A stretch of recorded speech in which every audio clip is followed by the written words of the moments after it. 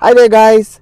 Thank you so much for your unwavering support. And if you haven't, don't forget to share, like, and subscribe sa ating YouTube channel. Ngayon, pag-uusapan po natin yung recent quitting of Secretary Babes Singson sa ICI po as a commissioner. Pag-usapan po natin yung iba't ibang opinion ng mga tao about it. And tingnan natin, bigyan natin ng komento. Kung hindi pa po ninyo alam, before anything else, don't forget to get your popcorn at mahaba-habang ating pag-uusapan ulit sa video na to. First, pag-usapan po natin yung mga opinion po ni Attorney Edwin Lacierda at Congressman Barry Gutierrez. Sabi po nila, the resignation was effective December 15. So, naandun pa rin po si Secretary Babes up until December 15, and I think more of the advisory portion na lang noong ICI ang kanyang gagawin. And they also pinpoint yung mga problema ngayon sa ICI. Namely, the powers of ICI is still limited, and there's no coverage na pwedeng gawin ng ICI like contempt. Kung nagsisinungaling yung witness, they cannot have them contempt, or they cannot file cases directly from ICI as they are not even a law. And most of the time, parang nagiging duplicate lang yung ICI, kasi pagkatapos nila mag-investigate and information gathering, dinadala pa nila ito sa ombudsman for the ombudsman to recheck again all of the information, then file a case. Also, sabi din nila, people are not happy, like the general public, kasi nga masyadong matagal, mabagal, and also yung issue ng live streaming. Kasi ano na punto po nila yung about sa live streaming, apparently, from an insider report, marami daw po palang mga lawyers inside na talagang pinaglabanan ang issue ng live streaming. And apparently, they want to have a very restrictive rule sa live streaming. Kaya ang tagal-tagal na bago pa magkaroon ng live stream. And I think it's more of like yung sensitive informations na hindi pwedeng ilabas, the national security threat na maaari kasi nga mangyari to the effect na kapag ka may mga sinabing mga information out in the public. Kaya yon. Pero syempre, you would also understand that ICI is investigating flood control project na ang daming sangkot from both houses, the Senate and the Congress, plus the people from the government too, and yung mga private entities. Kaya I think there's a very high pressure kung bakit din nag-resign si Secretary Babes Singson. Pero it's only an opinion, maybe it's true or not. Pero para sa akin, if he will have a time to explain his side, then doon natin malalaman kung ano talaga yung totoong rason, di ba? Ano daw po ang immediate consequence nito? Napansin nila, there will be like a big impact. Probably, mas bababa yung credibility ng ICI, as Representative Egay Irice already said on the plenary na wala nang saysay or wala nang credibility ang ICI. Para sa akin, for me, ICI should still do what they need to do, at naniniwala ako that yung ICI po, they work as a body, not just an individual. So even if mawala si Secretary Singson, I think that it will still gonna work out. Maybe to some certain groups na into politics or nasa government na, siguro mag-iiba yung tingin nila. Pero para sa akin na isang taxpayer, I don't care. Just do your job. Yun lang po ang akin. Kasi para sa akin, kailangan matapos na ito. Kung di man ma-solve right away, pero kailangan i-continue. Ano man ang ginagawa nila, I personally liked it, and I praise PBBM because of that, even if there's limit that this institution can do, but still, it's better than nothing. Yun yung akin. And also, sinabi rin nila dito, malaking kawalan yun sa ICI kasi Si Secretary Singson was the former DPWH Secretary noong panahon ni Pinoy. And it's a good thing that yung expertise niya nagagamit on this commission. Yun nga lang, syempre, nangyari na nga nag-quit siya. So, malaki talagang kawalan. Pero, I think there are more people na pwedeng makatulong or magkaroon din ng insights or knowledge about this situation. He also, parang sinabi rin ni, parang I think, nasabi rin ni Secretary Singson before that he wanted to have immunity sa mga commissioner ng ICI for any sue or lawsuits. Kasi, para daw maproteksyonan yung mga commissioners, especially we understand ang daming na kasing problema ng komisyon, one of which is syempre kung napakalaki nung issue, especially the flood control issue, ang daming taong involved, syempre marami ring galit, mataas din ang pressure, hindi mo maalis that there are more pressure in and outside of the government to them na mas madali sa kanilang magkaso sa mga commissioner.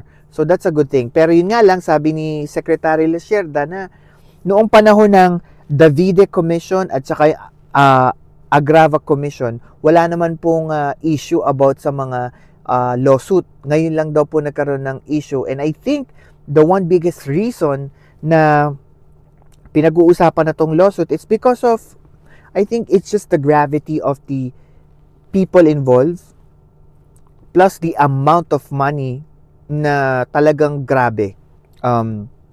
Sobra. Close to 1 trillion pesos. Grabe ang tindi. Kumbaga, sabi nga 'di ba, ito daw pong 2025 GAA or budget, yun daw po yung pinaka-corrupt. Sabi nga ni Congressman Tiangco. So yun po, yun yung sinabi nila. And I really think na mawala man po si Secretary Singson, I really think that the ICI need to continue itself, pero be mindful of what the public is thinking about them. Kasi para sa akin, pagod na ang publiko. Kahit ako, pagod na ako sa kakaantay, pagod na ako sa puro publicize ng mga bagay. Actually, yung live stream, for me, it's just an optics. Yung live streaming nila, it's just an optics because ako kasi, ang hinahabol ko, resulta. Ang hinahabol ko yung may mapakulong. Ang hinahabol ko yung may warrant of arrest. 'Di ba? Kasi kahit naman alam na natin, ICI, ang trabaho lang nila magkuha ng mga information, but they're not in the business of filing warrants or contempt. So, yun po, ang masasabi ko dyan, they still need to continue whatever they're doing. Then, sunod po tayo sa interview po naman kay Congressman Jacinto Jing Paras. Siya po ay former congressman and former advisor for political affairs noong panahon po ni Pangulong Rodrigo Roa Duterte. Mainit-init po ito dahil marami siyang mga pasabog na sa kanya ko lang din po narinig. At pag-uusapan natin ito kung ito po ay ito ba'y tama or totoo, bigyan natin ng komento. And kung meron kayo ibang opinion, don't forget to put your comments down below. Sabi niya po dito, yung raid kamakailan sa isa sa mga unit na nakapangalan po kay Saldico sa BGC daw po ay pawang optics lamang kasi parang sinugundahan niya to na kahit si Secretary John Vic Remulla nagsabi na wala naman talaga doon si Saldico, this is only optics. For me, totoo yun. Pero I think kasi napanood ko po yung interview kay Secretary John Vic about this Ang punto kasi ni Secretary dito na parang they need to make sure that the whole process of law is being done with this situation kasi ang laki ng involved na pera. And John Vic says like, yes, we know na wala siya doon, but because of due process and sa paraan ng fairness, sabi nga niya, ginagawa nila na hanapin, halugugin lahat ng mga properties na involved si Saldico just to be sure na magawa yung proseso at mapakita sa tao that they are fair. I think there is one instance daw, sabi ni Secretary John Vic, na parang isang building, or I think it's the Misibis Resort, na parang isang building, merong 30 or 40 kwarto. Ang ginawa daw po nila, pinasok nila yon, and there are 40 pulis yata na kasama na tinignan ng bawat kwarto. Kasi ganun po talaga dapat ibigay yung search warrant. Even, sabihin na natin, optics. Well, for me, do what you need to do, pero I don't really care. To be honest, you just need to get Saldico. Yun ang akin. Yun lang po akin. And sabi din po ni Congressman dito, pinag-usapan nila na si Saldico nga po nasa Portugal as far as intelligence is concerned. From ombudsman, sinabi nila yan. And lumutang na informant na sa pangalan na Josie or Jocelyn. Kasi nag-appear yan sa DZMM. Para nag-appear siya na sinasabi niya po na totoo, nakita niya po si Saldico sa isang mga restaurant doon sa Portugal. Ayun, so apparently right now, si Saldico ay may dalawang passport, and the second one is Portugal passport. Tapos pinaliwanag niya rin po dito na merong tinatawag na parang relationship in between Saldico, Speaker Romualdez, at si Pangulong Marcos. Sinabi po niya dito, personal information po ni Congressman Paras, na nung election daw po, isa sa mga helicopter ni Saldico na yung Augusta Chopper ay ginamit po ni then candidate Bongbong Marcos para daw po sa election. Yun po yung pinanggamit niya daw nung umiikot siya. I don't know, I cannot say yes or no kasi wala namang evidence, pero sabi niya on his personal account of the things that happen in election, ginamit daw po. Sa akin, paring magamit, pero syempre, on like a personal note, mapapaisip ka rin. Ibig sabihin, maaaring merong conflict of interest kay Pangulong Marcos kung totoo man ito. Kasi kung titignan mo, I'm not saying totoo I'm just saying the fact na kung ito'y totoo, there will be a big conflict of interest. Kasi ibig sabihin, friendship na pala sila, di ba? And it's a sad story kung totoo yun. Yun. And then, also, parang sinight niya rin dito na kung hindi sila magkakaibigan ni Pangulo at ni Speaker Romualdez, hindi naman maibibigay sa kanya yung powerful committee na maging chairman, which is the Committee on Appropriations. And it makes sense. I think, syempre sa Kongreso, syempre, hindi mo na maibibigay yung makapangyarihang committee ng appropriations kung hindi mo kaalyado, kaibigan, or kakilala, or sabihin na nating sanggang dikit mo. 'Di ba? Kung hindi ganun yung tiwala mo kay Saldico as the speaker or probably PBBM. I'm just speculating, pero the way he say it, parang it might be possible, 'di ba? Sabi niya rin dito na magkumpare daw si Speaker Romualdez at saka si Saldico before pa. I think sinabi niya sa interview na parang godfather ng anak niya or apo ni Congressman Paras, si Speaker Romualdez at saka si Saldico. Yun ang sabi niya. Tinanong din siya about kay Saldico, anong tingin niya daw kung totoo yung mga video ni Saldico. Ang sabi niya, high probability na totoo. Di naman niya sinasabing 100% totoo, pero high probability. Kasi nga daw po, he has personal knowledge. Yun nga lang, personal knowledge. Tapos, sinabi niya rin dito na, well, si Saldico has been ordered to do insertions. And sabi ni Kong Paras, he believed in him. Tinanong din siya na, bakit hindi na lang bumalik si Saldico sa Pilipinas? Ang sabi ni Congressman, well, you understand na kung maraming threat sa'yo, syempre, number one problem with you is your safety, which is threatened.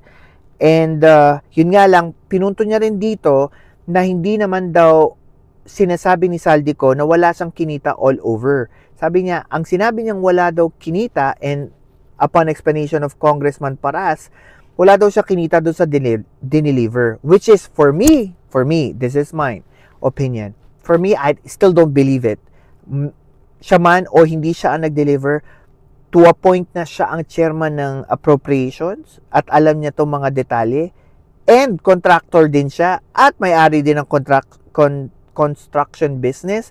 I really don't believe na wala siyang kinita. So, pinapabulaanan ko yung sinasabi yung opinion ni Congressman Paras dyan.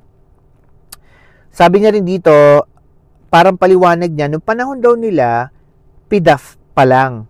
Wala pang allocables or insertion. Kaya, parang ang pinunto niya dito, ako, I don't believe, I don't know if you have a different opinion about this, pero sabi niya na nagsimula lang daw insertion nung panahon ni PBBM.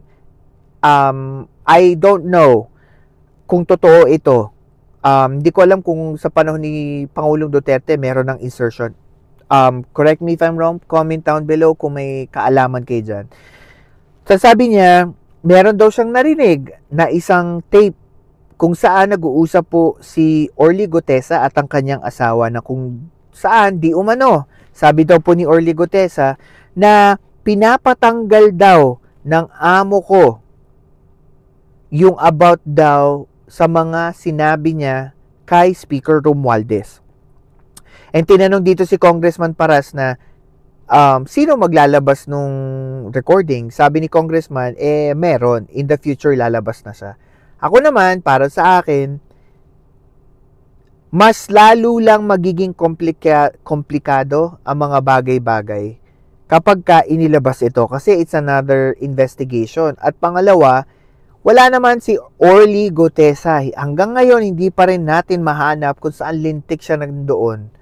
'Di ba? Kasi 'di ba dati may nagsabi pa na babaguhin niya raw yung mga statement niya. So hindi natin alam kasi hindi pa natin siya makita eh. And it's so sad kasi nawawala yung mga taong mas may alam sa sitwasyon na to, and I hate it.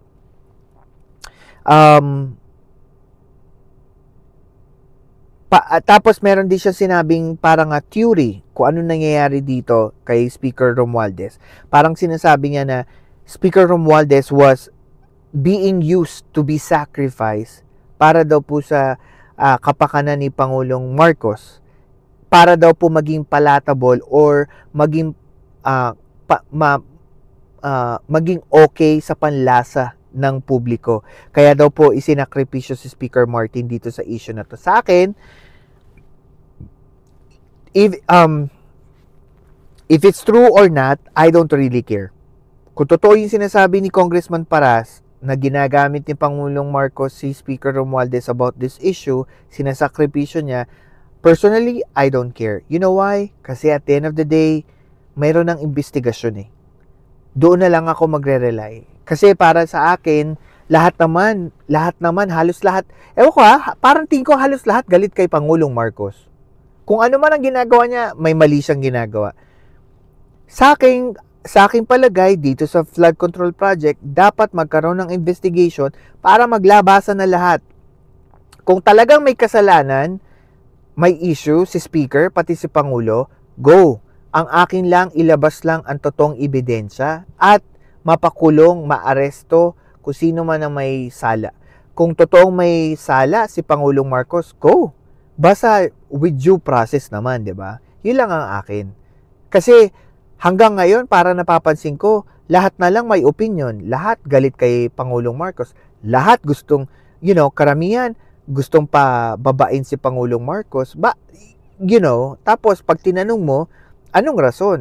O dahil dito sa flood control project, o sino na ba ang naihabla about sa flood control project? Meron na ba na talagang na korte na at nasampahan na ng kaso? Yes, meron.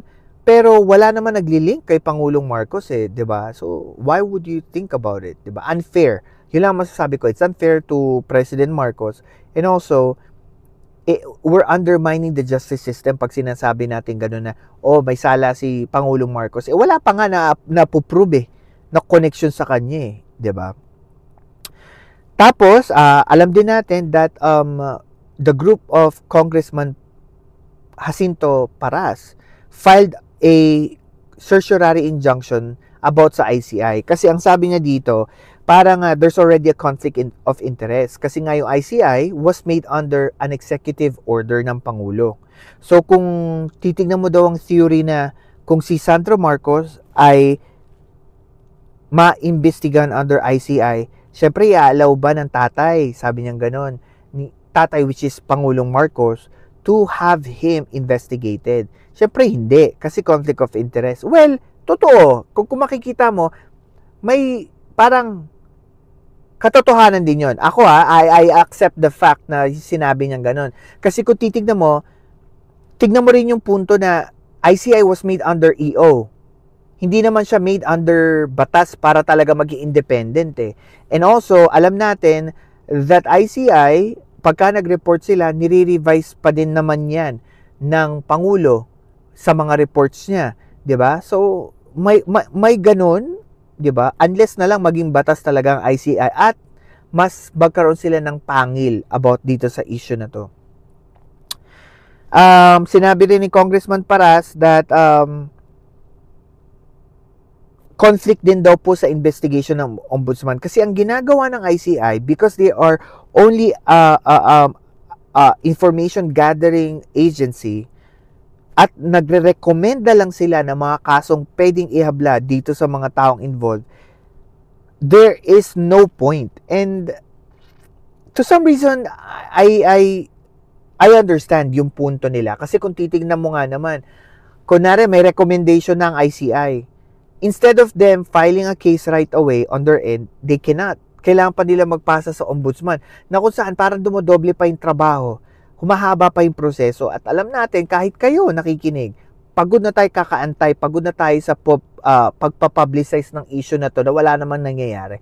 And I believe that the only way for all of this to finish is to file cases and charges at mapakulong na talaga. Kaso, sometimes I feel ICI, nandyan lang yan to make the long story too long. Yun ang feeling ko. Parang bumabagal dahil may ICI. Kasi ang tagal na eh. Kung ang ombudsman pala magpa-file ng case, bakit pupunta pa ng ICI? Diba? And apparently, the Filipino people, sabi ni Congressman dito, are spending 41 million pesos already dito sa agency na to, tong ICI. At sabi niya rin na yung live streaming na ginawa ng ICI, yung first na ginawa nila, naniniwala siya it's good for optics. That's it. Pero other than that, because wala nga silang kapangyarihan magkaso or mag-contempt, anything just optics, para lang daw makita ng tao. And I think there is some valid doon sa mga opinion ni Congressman Paras, even if like I know, kumikiling siya sa previous administration. Maganda rin ang mapakinggan kasi sa totoo lang yung opinion ng ibang tao. Kasi makikita mo dito yung balanse ng opinion mo versus opinion ng iba. And I really believe that some of the opinion na sinabi niya, talagang may reason. Especially yung sa ICI. Kasi hindi pa siya napapa sa batas. Kaya hindi mo maaalis yung thinking na meron pa ring influence ang presidente sa ICI. To some reason, maybe direct or indirect.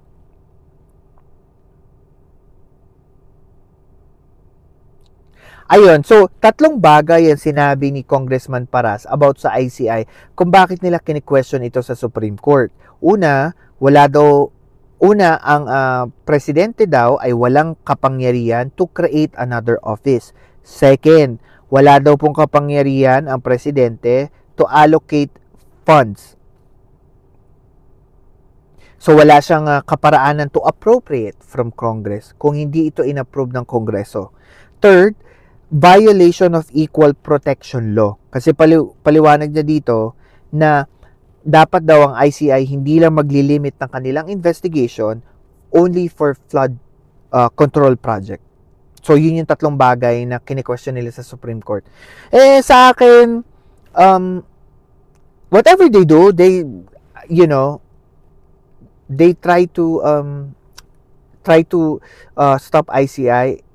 Honestly, I don't really care. Kasi, wala naman din po para sa akin na ano ba nagagawa ng ICI. Honestly, kung ngayon alam niyo na yung proseso, ano ba nagagawa ng ICI? 'Di ba? Wala naman eh. Just to investigate. Tapos checkin na naman ng ombudsman another days, weeks na naman bago sila mag-come up to file a case. So, I don't know. I just think like it's very redundant na hindi na pupunto yung dapat resultang makuha. Tinanong din siya na kung kinakailangan daw po ang ICI ay mag-stop. Sabi niya, yes, kasi duplicate ang work. Instead daw na mag-create si PBBM ng ICI, dapat daw na in-strengthen na lang niya yung kapangyarihan ng ombudsman to widen. Ako naman, sa punto ko ito, sa akin, mas maganda kung talagang totoo yun, pinalaki na lang yung kapangyarihan ng ombudsman. Pinadami yung tao, pinalaki yung scope. Kasi, kung tutuusin, sino ba ang may gusto na yung isang kaso maimbestiga ng isang body tapos mapupunta na naman sa another entity para imbestigahan yung kaso bago ka makapag-file. Ang tagal-tagal ng proseso. And alam nyo guys, kahit kayong nakikinig sa akin, either pro or anti-Marcos kayo, alam nyo na nakakainip ang mag-antay sa tagal na nito, kailangan na natin ng resulta. Tinanong din siya kasi lumabas po doon sa report ni Montulfo yung mga destabilizer na kasama po si Congressman Paras. Ano daw po masasabi niya? Sabi niya dito, well, probably dahil aktibo po siya na pinananawagan for Marcos resignation, and naniniwala po siya that parang ang NEP daw po ay illegal na sa umpisa pa lang from the NEP. Kasi daw po alam ni Pangulong Marcos yan, and kung may issue man doon, parang sinasabi niya na parang si Pangulong Marcos yung dapat sisihin. And then, sabi niya dito, because Pangulong Marcos is like acting as the supervisor and the final authority nung budget proposal. So, sabi niya, President Marcos should be blamed for this one. Ako, sa akin lang, i-blame man natin si Pangulong Marcos o hindi, sa akin ang gusto kong ipunto rito, why not push for investigation? Why not push for trial? 'Di ba? Ilabas na lahat ng lintik na ebidensya na 'yan para mapag-usapan na kung ano at sino ang may kasalanan. Kasi 'di ba? He says, she said. Wala tayong mapatunayan, walang ebidensya, walang court ruling para makapagsabing si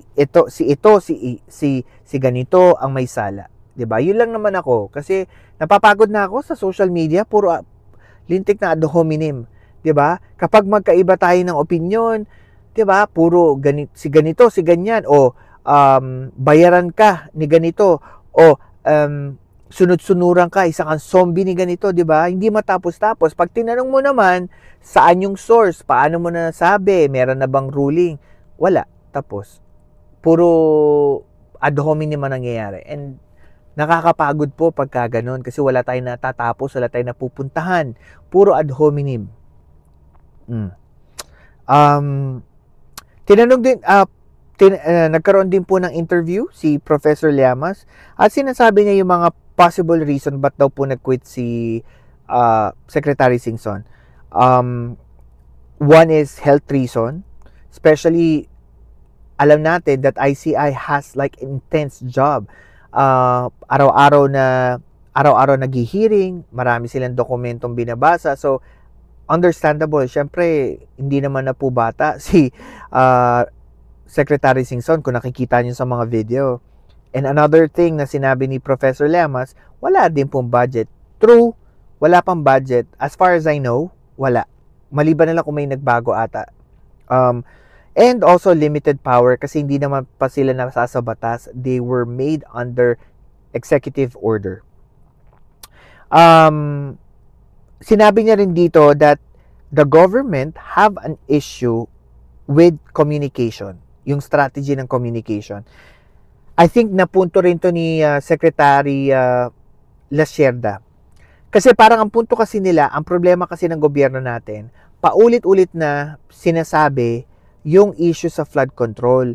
Alam natin that we as Filipino citizen, dumarating kasi sa punto na pag paulit-ulit po napapanood yung mali ng gobyerno, marami magi-epekto kasi yon sa tao.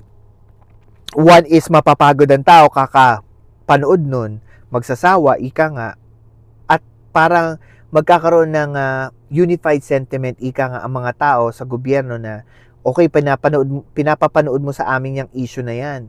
Kaso wala namang resulta. So parang doon nagkakaroon ng unified sentiment na ang bagal ang tagal ng resulta. Pero kung tutusin, we all understand that it takes time for any lawsuit to gather their evidence just to make sure that hindi sila mapupunan technically para hindi masira yung kaso. Wala. Pagka, syempre, araw-araw mong pinapakita sa tao, that would be one of the effect. And doon pumapalya, ika nga, yung communication strategy ng Pangulo.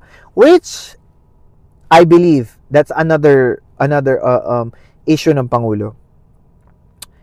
Ayun po, ako, masasabi ko po sa resignation ni Secretary Singson, I would say, it's time for him. Kung talagang yun ang totoo na rason na kung bakit siya umalis, it's time for him. I think we need to allow other people, other minds na maging commissioner.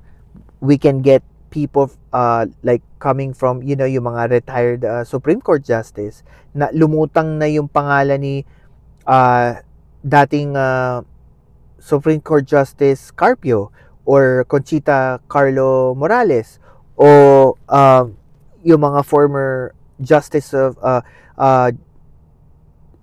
Court of Appeals, di ba? Pwede rin yun. Mga attorney, ganun. Anything na I would say makakapag-input ng mas marami na may probably alam or expertise about dun sa mga DPWH project. I think it's not just Secretary Singson ang may alam. And yun lang, I really hope na mas madali yung proseso ngayon kasi may ICI na, even though kailangan pang isubmit at isubmit ng ICI yung kanilang files at mga recommendation to ombudsman na ombudsman needs to gather more information again before they can file cases. Yun lang naman ang akin. Masyado ng redundant yung ICI kung meron naman ng ombudsman to actually, file these cases right away. Siguro, panghuli na lang, masasabi ko na ito probably yung magiging pinnacle ng administrasyon ni Pangulong Marcos. Kung may makasuhan, may mapakulong bago mag-December, I would say December 15, yun ang sinabi nila. Or December, not December 15. Bago magpasko, December 25. Malaking magiging positive effect nito kay Pangulo. Pero pag hindi niya nagawa yan, especially mga big fish, and I'm talking about big fish, I'm not talking about anyone na hindi senador o kongresista, magre-rebound sa approval rating ng Pangulo, mas lalo pang bababa at lalakas yung sentimiento ng mga rally to have him ousted. Kahit anong gawin ng mga vlogger, yung mga loyalista, mas nakatuon ngayon ang taong bayan na magkaroon ng resulta itong investigation. At walang makakapagbago ng opinion ng tao kapag ka nag-fail ang Pangulo dito. I really believe this would be something na may help him next year or may not help him. So yun, hopefully, ako naman, lagi ko ino-hope na magsaksid ang Pangulo, magsaksid ang gobyerno kasi syempre, that's our government. That's the Republic of the Philippines, diba? So yun lang naman. If you guys have any other comments, put your comments down below. And thank you so much kung nandito pa kayo sa video. Don't forget to share, like, and subscribe sa ating YouTube channel. Thank you at see you next time.